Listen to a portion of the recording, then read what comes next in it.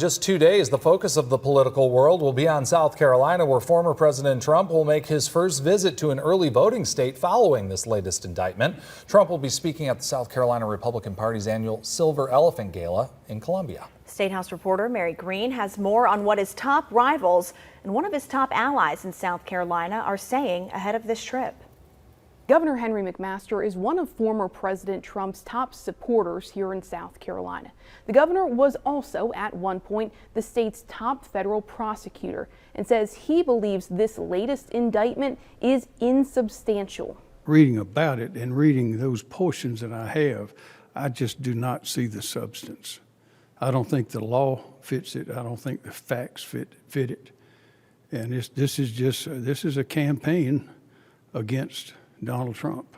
McMaster told reporters he believes special counsel Jack Smith, who is leading the federal government's prosecution, is out of line with these 4 new charges. They accused Trump of working to overturn the results of the 2020 presidential election. I think he'll win, and he'll win handily, South Carolina. Hours before Trump's arraignment Thursday in federal court in Washington, Florida Governor Ron DeSantis spoke virtually with South Carolina reporters. DeSantis has been critical of the investigations leading to Trump's indictments. I will end the weaponization of government, IRS, DOJ, FBI. But he says this election should be a referendum on what he characterizes as the failures of the Biden administration.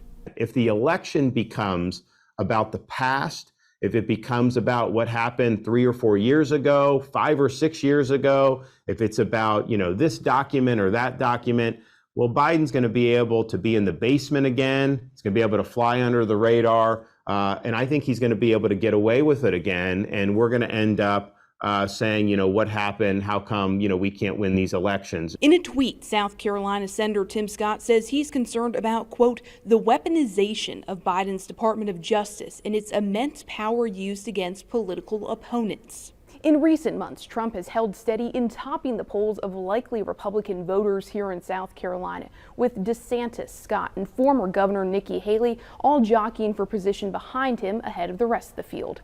Reporting from the State House, I'm Mary Green.